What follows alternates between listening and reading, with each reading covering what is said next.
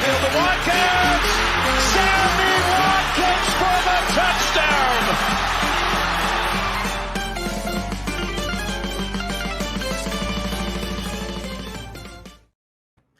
Good evening. You are listening to the Fumblerooski podcast by Power 88 and Secret Weapon Consulting.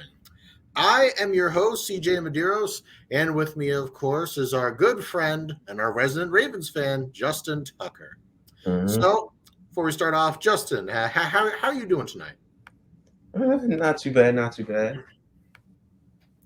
Nice. Good to know. Mm-hmm. So, we have quite a show planned. Now, we're going to continue our draft coverage with our overrated offensive and defensive prospects.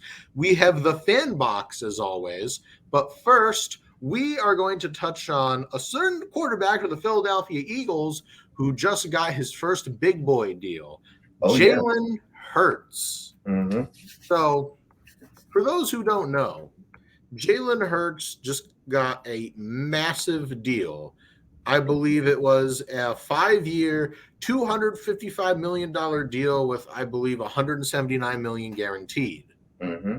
So, right off the bat, Justin, what are your thoughts on this? My first thoughts was congratulations to the Philadelphia Eagles. Congratulations to Jalen Hurts. And Lamar Jackson, you are a Raven. Look at that price. Oh, my God. And everybody thought we were lowballing him. That's the first thing that came to my mind. I was like, see, we actually did him a nice thing here. But once again, it's not the Ravens. It's the Eagles right now. I saw it. I was like, he deserves it. He played like an MVP this year. He's been balling. He proved his doubters wrong. He proved me wrong. And more importantly, he's proven to be the guy in what the Philadelphia Eagles need. Yeah, 110%. I agree with you. And I think this deal is very well deserved. He came up, we all said before the season started, it was a put up or shut up year. And oh boy, did he put up. Like I said, every penny of that deal, well worth it. So while the Eagles fans are happy, if you travel south a bit, the Ravens fans are not. Because, Justin, you are our favorite Ravens fan, and you know this better than I do, but the Ravens just offered Lamar, I believe, a fully guaranteed deal. Can you tell us, what happened there? It wasn't a fully guaranteed deal. I want to say it was a 4 or 5 year deal with 200 fully guaranteed, which means there was more money still on the table. 133 of it was fully guaranteed at signing. 175 guaranteed was guaranteed later, and then up to 200 million after injuries, and if he's on the roster by 2024, 2026, which we all entitled for him to be on the roster by then. So with all those incentives added into the contract, it would have gone up to 200 million guaranteed.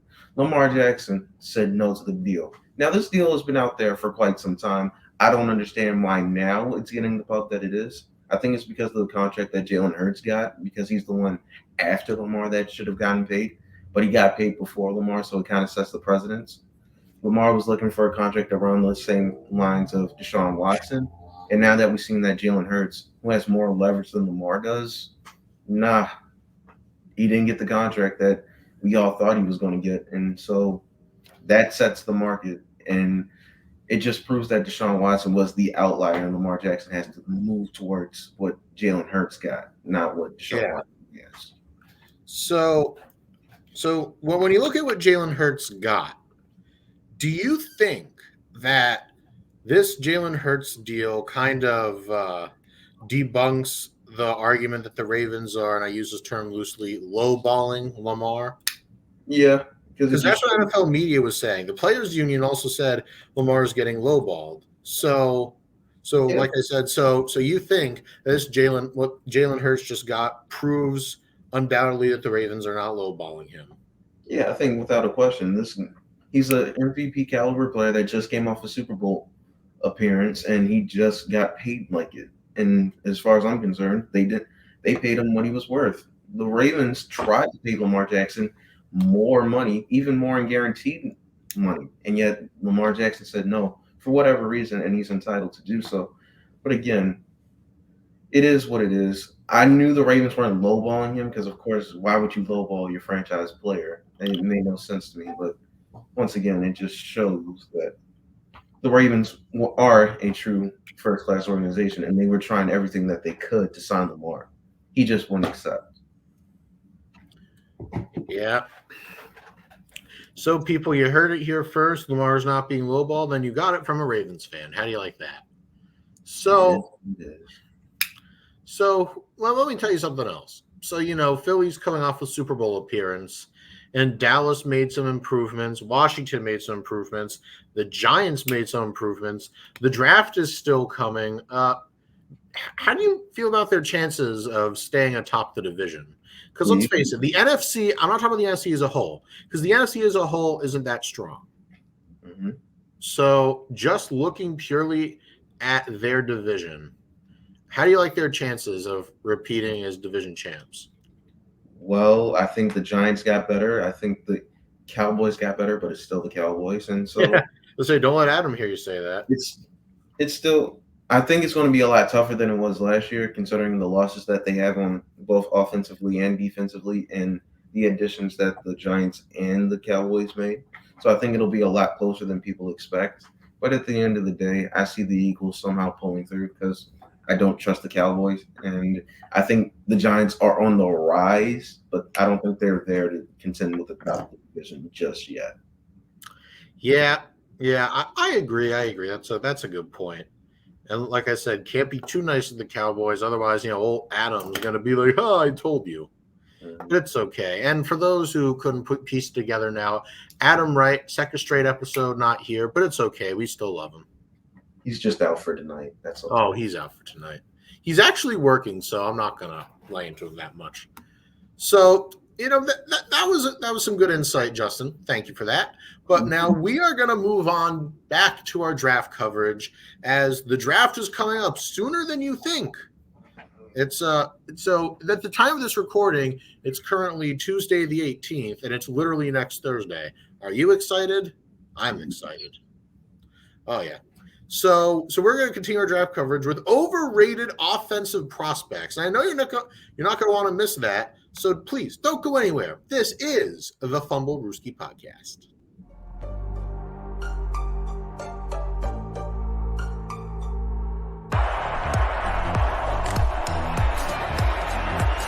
Here's Edelman broken up, and the pass is no sign yet. Edelman comes down with a football. They're saying it's a catch. This is caught. Diggs! Sideline! Touchdown! Unbelievable! Swings it way down the field to Watkins. Sammy Watkins for the touchdown!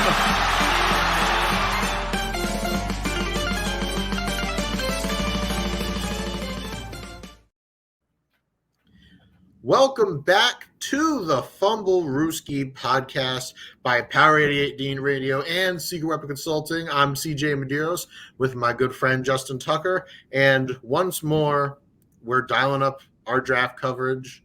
Draft is coming. It's an exciting time for all, unless you're a Patriots fan and Bill Belichick will find a way to rip our heart outs again. But that's fine. That's fine. It's the waiting is the fun part. So we're going to move on to some of our overrated prospects. Mm-hmm.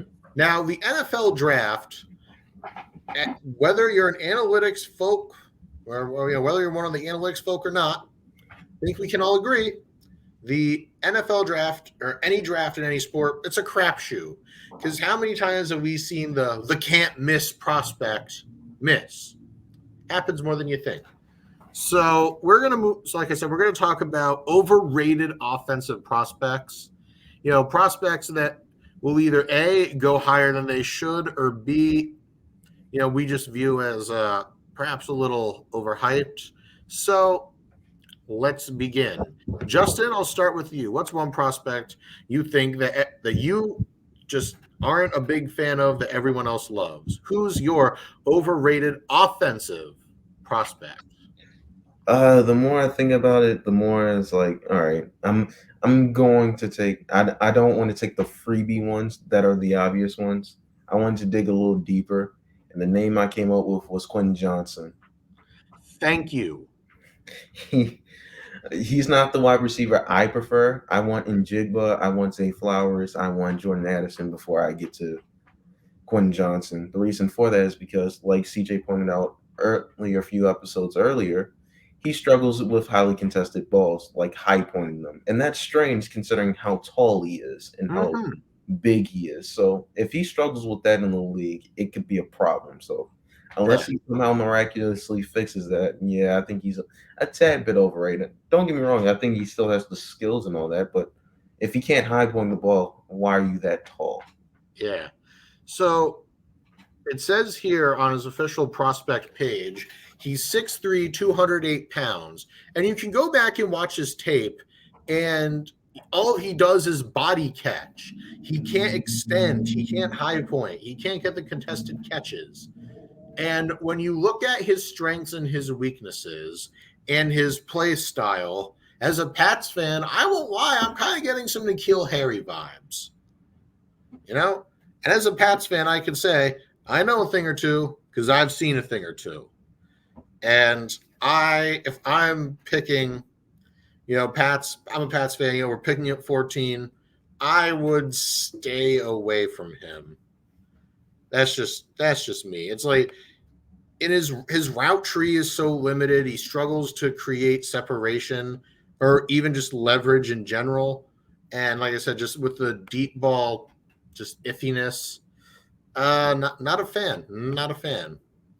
Justin, do you have another one you'd like to think of? Yeah, let's get into it. Oh man, I guess we got to get into the quarterbacks, and when I think of the quarterbacks, there's one that pops out immediately. Will Levis stepped right up. Uh, I don't think he's as talented as Anthony Richardson is. Otherwise, Anthony Richardson would join him. I don't think Will Levis has the potential Anthony Richardson has, and I don't think he's where he needs to be as far as where C.J. Stroud or Bryce Young are. So that's why I think he's a little overrated, considering he'll be picked up high because teams are needy at quarterback, and that's the most important position to have. So if they believe they can see him as a franchise guy, they're going to pick him. The question is, how far will he go up? If Houston, for some reason, goes Will Levis at 2, I will lose my mind. It'll be funny. Certainly will. Mhm. Now, you've all heard my rants on Will Levis, so I'll spare everyone that. I know Tuck gets to hear it day in and day out. Uh-huh. And if Adam were here, he'd tell you the same thing. But for me, I'm going to go with my two guys. I'm going to, how do I put this? We're going to go a different route.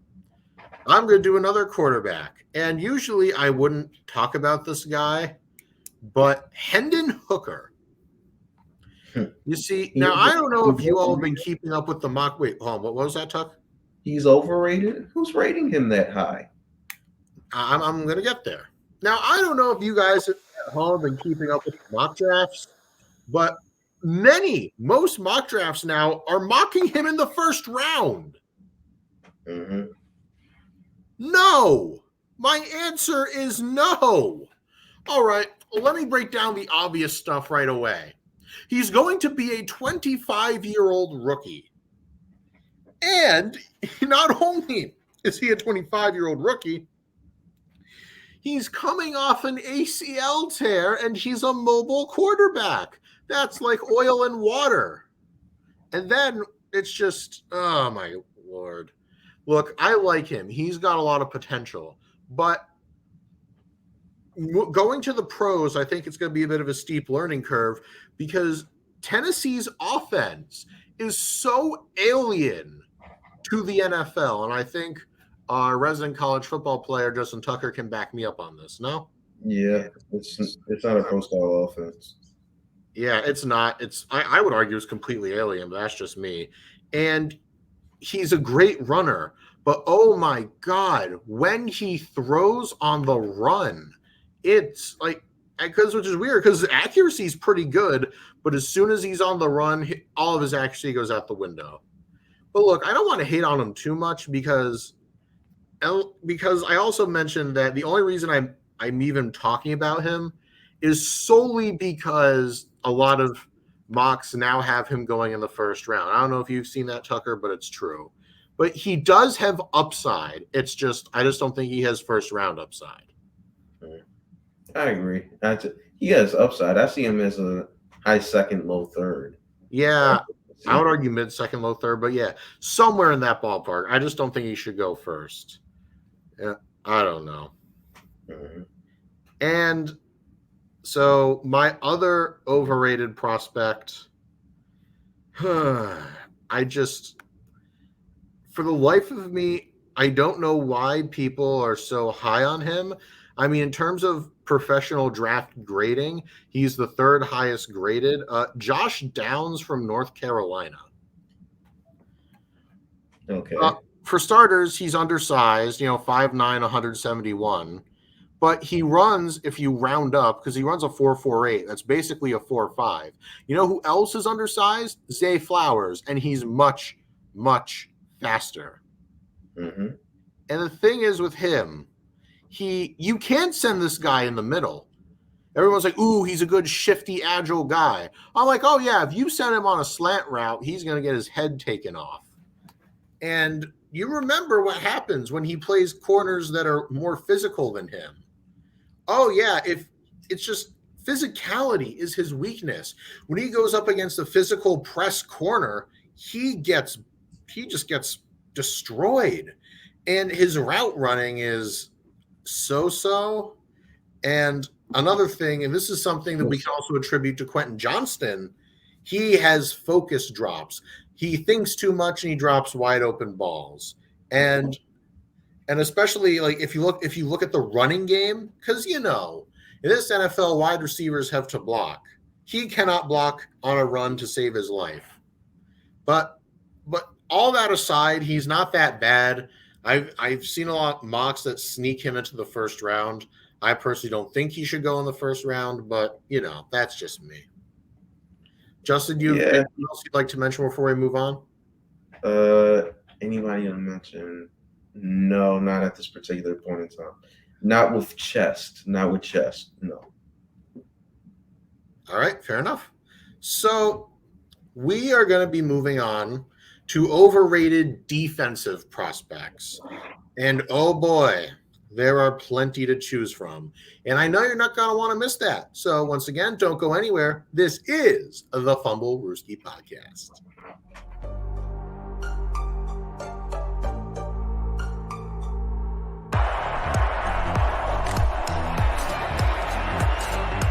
Gentlemen, broken up, and the pass is no sign yet.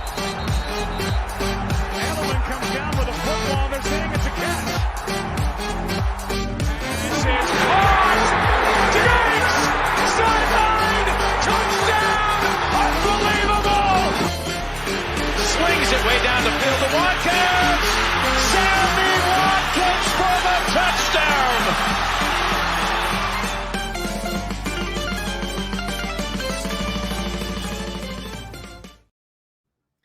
Welcome back to the Fumblerooski podcast by Power 88 and Secret Weapon Consulting.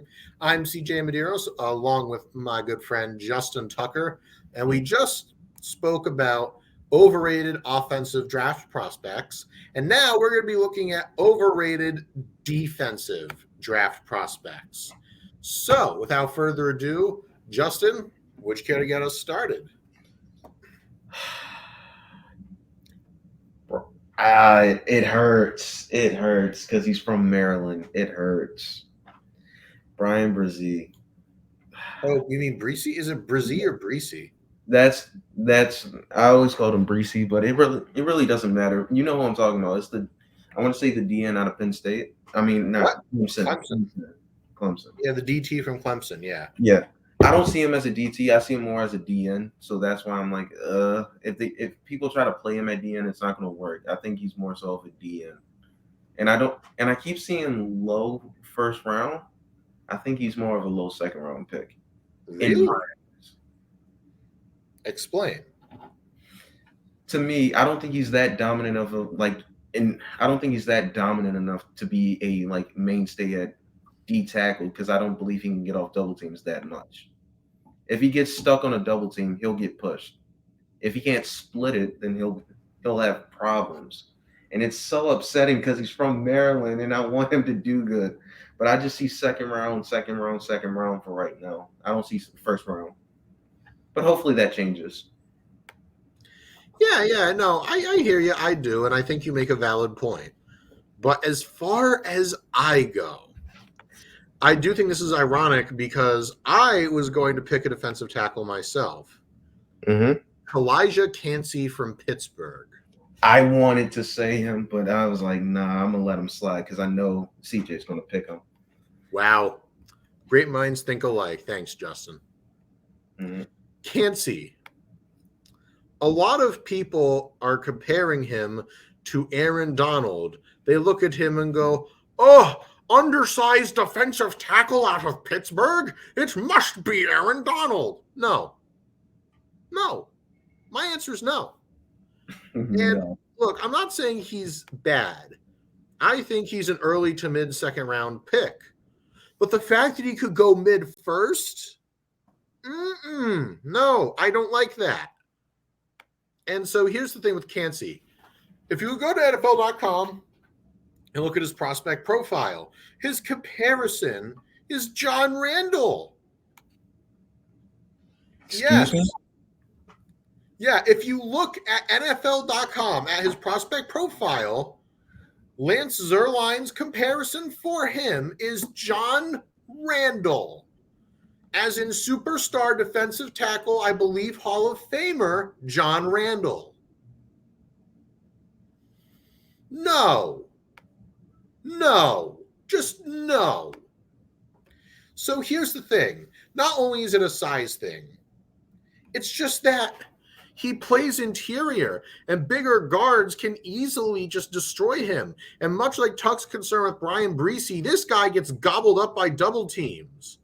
And this is going to sound weird, but I'd almost rather see him on the edge, because if he can't find that crease in the line, his real lack of strength shows up. And when I say lack of strength, that's not even me. That's literally him as a prospect. That's what it says. And it's just, which is weird because even though he's 6'1", he can't really get low. And the low man wins, especially in the trenches. And he continually gets sealed as a pass rusher, especially by the more elite guards.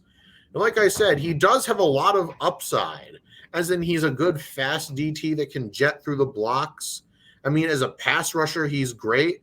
But, just as a run blocker, as a run stuffer, not a fan. And there's times he's been blown up by running backs, and that's not something you want out of your DT. All right, Justin, do you have another? Is my last one, because I don't want to keep picking on D tackles for no reason. I'm going in the DB section, and it's not even so much I don't think he's good. I think he's good. I just don't think he's the best guy. I think Christian Gonzalez is a tad bit overrated. Whoa! Tiny bit. I think Devin Explain. I think Devin Witherspoon is a better cornerback prospect. I think Christian Gonzalez is an overall better DB prospect.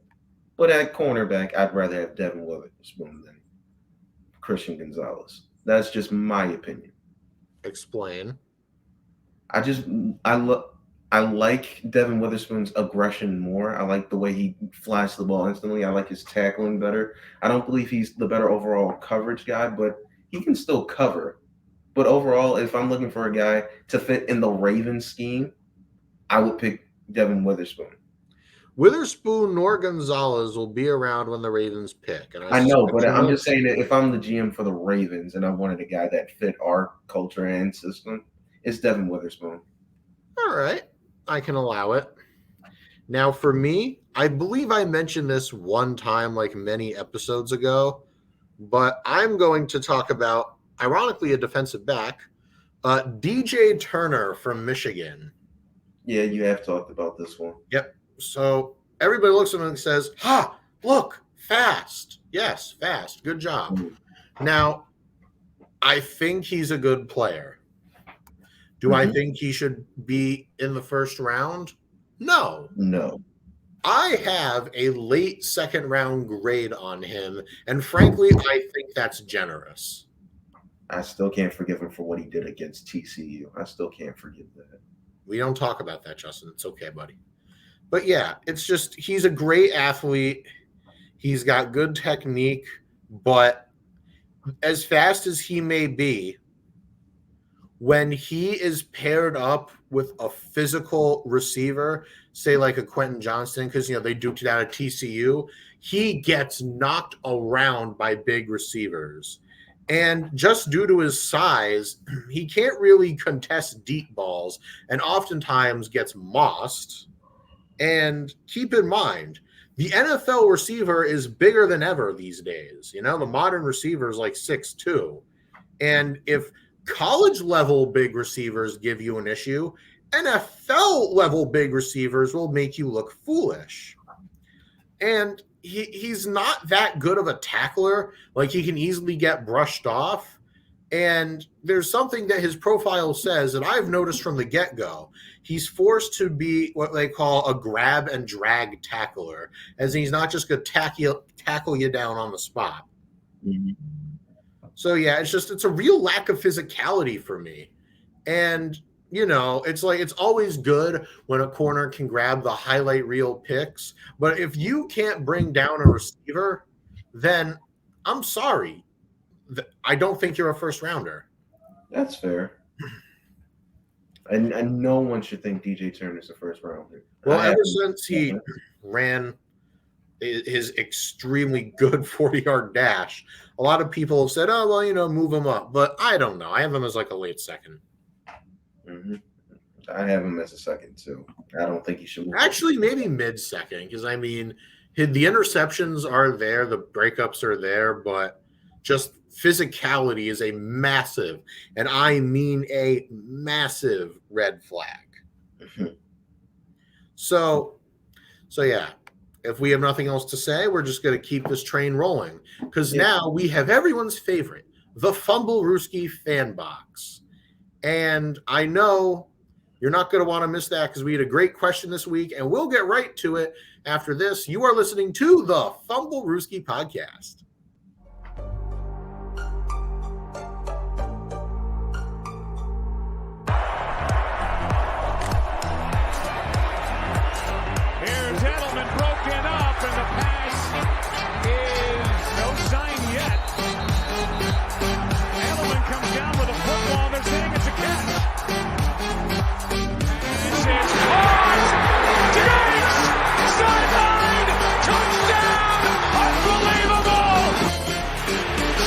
Way down the field to Watkins. Sammy Watkins for the touchdown.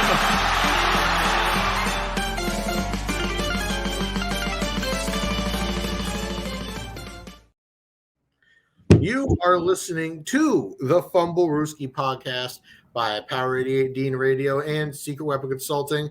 I'm CJ Medeiros, with, of course, everyone's favorite Ravens fan, my good friend Justin Tucker. Hello. All right. So we're on to the Fumblerooski fan box. If you don't know, here's how it works. We post a question filter on our Instagram every Monday, and you can respond with hot takes, questions, and more, and we will discuss it and give you a shout out on this podcast. Be sure to respond to next week's fan box to be featured on our show. And our question this week, drum roll please, which player do you need your team to draft? Let's begin. So right off the bat, we have Owen Van Slack, who said, quote, literally any O-lineman or tight end. I'm not entirely sure what team he's a fan of, because most people put their teams in their answer. So yeah, I'll take your word for it, Owen. Next, Stephen Parker said, quote, I think the Bengals could draft a corner if there's a decent one there. There could be. Maybe Emmanuel Forbes is there still. I would say Deontay Banks, but I don't think he's going to last that long. Nah, he ain't gonna last that long. All right. Do you think Forbes would be worth it for Seattle in their second pick? My honest answer, I'm like, who cares? But if I'm being nice about it, yeah, he'd be. It's better Wow. than it's better than Eli Apple. I think he's a better prospect than Eli Apple. So yeah. Yeah. Eli Apple, am I right? All right. Patrick Williver says Cowboys, Bijan, as in Texas running back Bijan Robinson. I'll tell you Like, what, come on, you just tagged Tony Pollard. that could work. But again, you just tagged Tony Pollard, so you would have to explain that situation. Yeah. Make that work. Yeah, I agree. I agree with you. But that could work. Jack Hartman, who I believe is a Browns fan, said Jack Campbell, who is a linebacker from Iowa. Oh my, him and JOK, man. yes, him and Joker would be that'd be a tandem right there. Oh yeah, that's a good pick, I think. Next, Alex Nardone, I believe is how you pronounce his name, said, I'm a Pats fan, and I need them to draft Zay Flowers. We need a wide receiver. Me, I'm a big Zay Flowers guy. I love him, and I love Jackson Smith and Jigba. Can't go wrong with either one. They like him, apparently. They like Zay Flowers up there. Yeah, of course. I do, too. That guy is going to light it up at the next level. Don't you forget it. Here's a good one. A good friend of the show, good old Tyson Tate, says Vikings. Any in all caps, any corner in the first round. Yeah, they need cornerback help. So does Deontay Banks last their pick? I can't remember where they're picking. They were a first round exit, so I want to say 19, 20, around there. Yeah. If he's there, then I'd say take him. But I mean, it really just depends on who's available. Because if Brian Branch and Deontay Banks are gone, I don't know if it's worth reaching on someone like Emmanuel Forbes or Keely Ringo. Do you really think Devin Witherspoon and Christian Gonzalez are gone? Yes, I do. With the Lions, Jets, Packers, and Patriots before them, I don't see Gonzalez or Witherspoon getting past them. If they're lucky, maybe Joey Porter Jr., but I don't know. Yeah, I think Joey Porter's going to be there. Although, here's the thing. I know the Steelers desperately need O-line help, but I could totally see them throwing common sense into the wind and drafting Porter Jr. Yeah, family. Indeed. Next, Josh Hool says, Patriots with Witherspoon or Porter would solidify their defense to be relevant again. I love both of these guys. As much as I love Devin Witherspoon, I don't think he's going to be there. Porter, on the other hand, probably will. And while I love him, I don't know. It depends. It all depends, because the Patriots are in a weird spot where if the chips fall right, they could have their pick of the litter from OT to wide receiver or corner. I don't see it happening. They already have quality corners already. But we don't have a true outside guy, We have Jonathan Jones, but he's a slot dude. Yeah, but again, do you see him using a first-round pick on a corner? He'll probably just find someone undrafted. Perhaps. No, you never know. It has happened before. Malcolm Butler, J.C. Jackson, stuff like that. Miles Bryant, we don't talk about him.